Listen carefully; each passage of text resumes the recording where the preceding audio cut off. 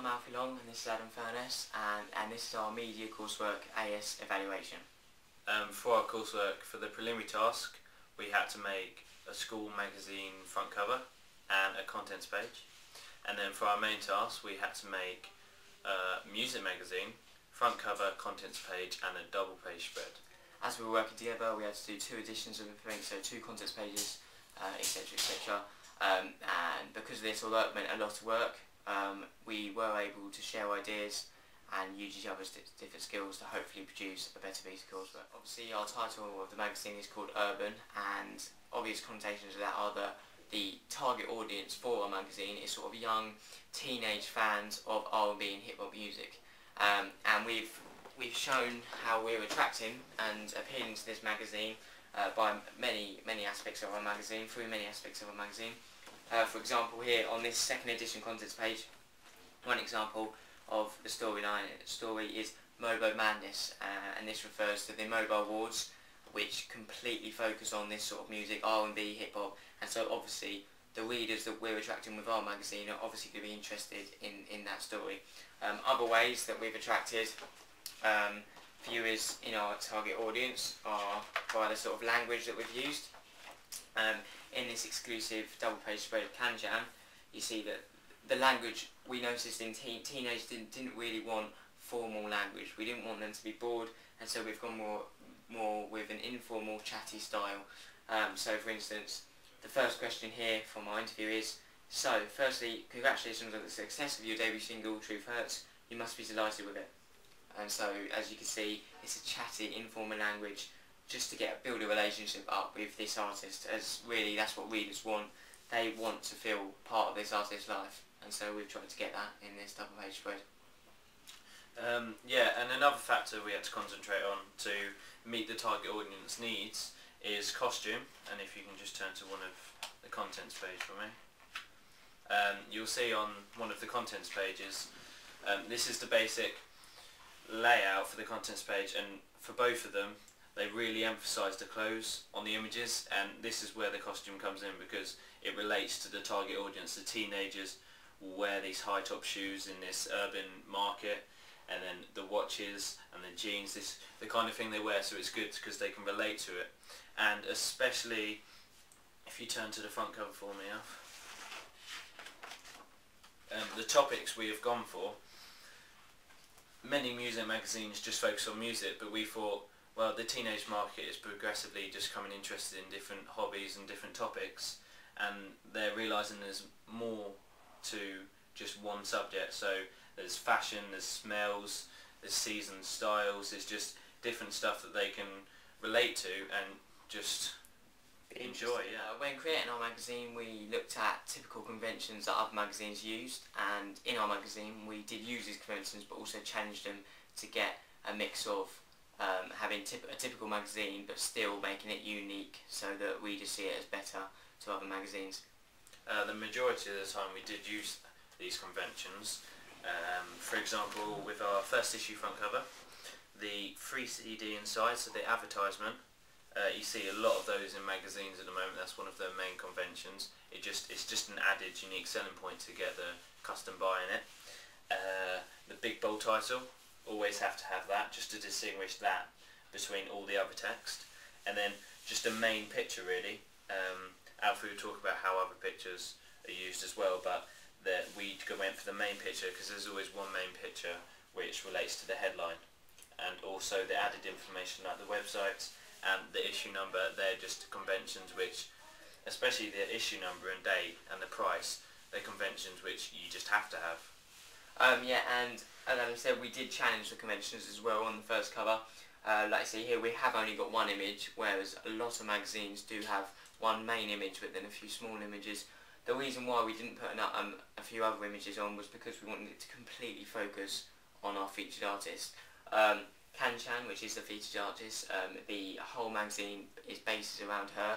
You'll see later that our double page spread for this edition is about her, and obviously because of that the CD as well was about her. We wanted everyone to see what the featured artist was, so we've just kept it plain with one image, so it's all focused on her. It also means that text can be easily placed around the image of her, so that's why we did that. And we also considered the conventions in every part of our music magazine. The main thing with our magazine that we did go against conventions was probably on our contents page. If I show you this now, you can see that rather than going for a typical title, we actually decided to have a photo with contents written on the board. And this is something that if we did produce more magazines, we would continue this because it is an added USP to our magazine. So we took the photo with the board, and we've got a different person on the front cover as in the first edition as well. Adam shows you the first edition. Which is quite a main thing. It's not actually a particular aspect on the page, but it sort of is. It's the image. And what we do is we try to keep the images sort of the same. So we've got one person holding the contents title. So that's one of our conventions, because in a way keeping an image similar just shows continuation throughout the magazine, which is sort of the convention. So you can go. Another important aspect about creating a magazine is the distributor, and we looked at many institutes in our research to decide what we thought would be the best distributor for our magazine. In the end we came up with IPC being the best institute. The reason for this is that it has experience in the magazine market. However, looking at its magazines that it does work with at the moment, it doesn't really have a magazine that has a similar style to us, and so there's definitely a gap in its product line, if you like, for our magazine. They have had experience, I'm just looking at the website now, they have had experience with NME, which is their main music magazine, but that's more in the indie music genre field. So I think the R&B and hip-hop genre that we're targeting for our magazine, there's definitely a niche market. As everyone knows, general knowledge, technology has improved over the years, and just from massive database computers to things like this, which we used, and it just makes it a hell of a lot easier, and especially for the software you can get. So you can get Photoshop, and then you move broader into the actual computers, and you can get Apple Macs, which are specifically for this type of media enhancement and stuff. And we've used this throughout our magazines. For our magazine personally, the two main programs that we used were Photoshop to edit the pictures.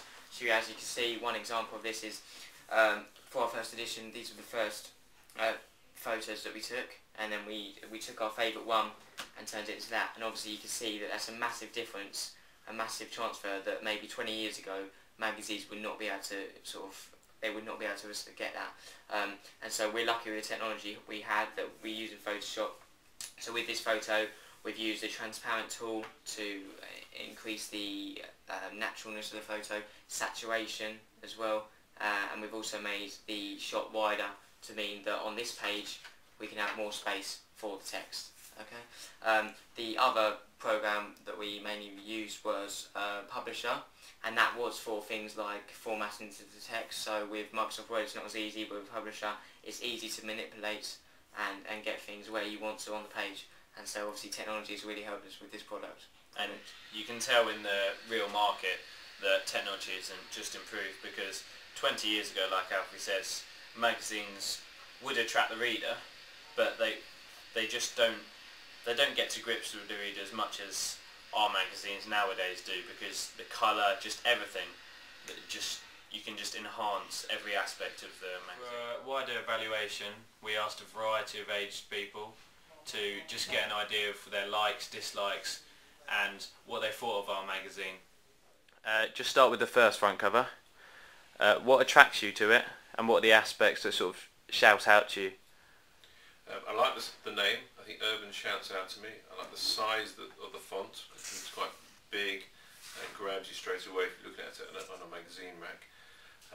The colours are contrasting, which is good, and links very much with the picture of the girl and her colours.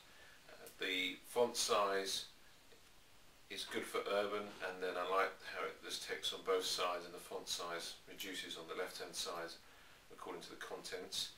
The free CD inside is a nice little add-on and will attract me. Like the price at £2.95, I think that's competitive against other magazines in the same kind of genre. I also like the website being put underneath the Urban site. It just shows it's an internet magazine as well.